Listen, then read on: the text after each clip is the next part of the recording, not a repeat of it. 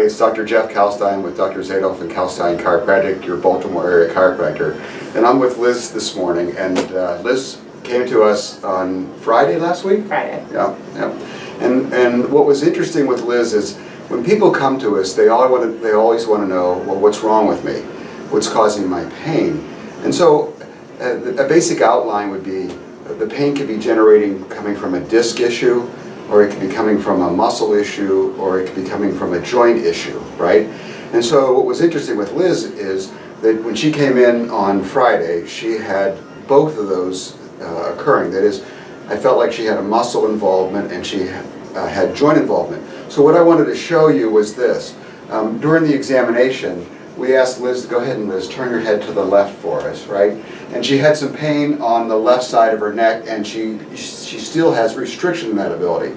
But then when I asked her to turn her head to the right, and she's moving much better now than she was on Friday, so she has no pain on the right side of her neck. However, she had some tightness and pulling and pain on the left side. Is that right, Liz? Yes, yeah. And so she's moving much better. How much better do you feel now after just one session with us?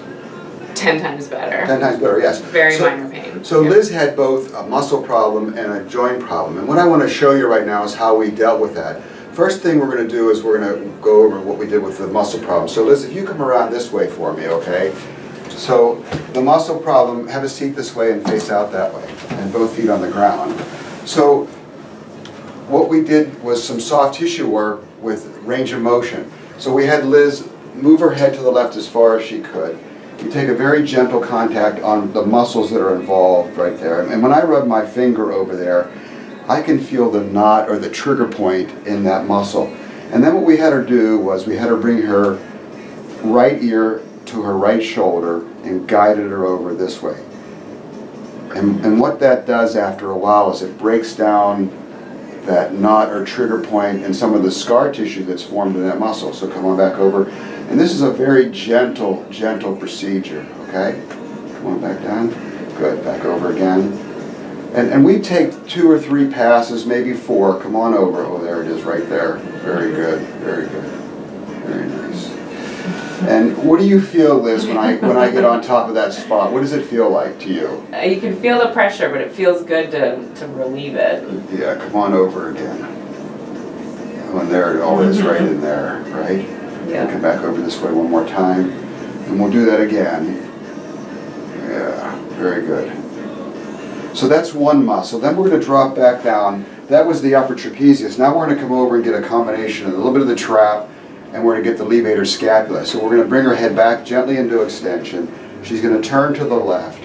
Now, Liz, if you'll take that left arm and put it out in front of you.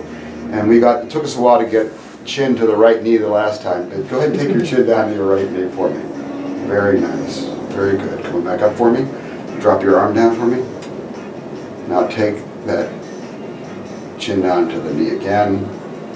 Oh, there it is right there. See, and it feels like to me like a lump, like it's like ground glass or sand. And after a while, that tissue starts to break down. Good.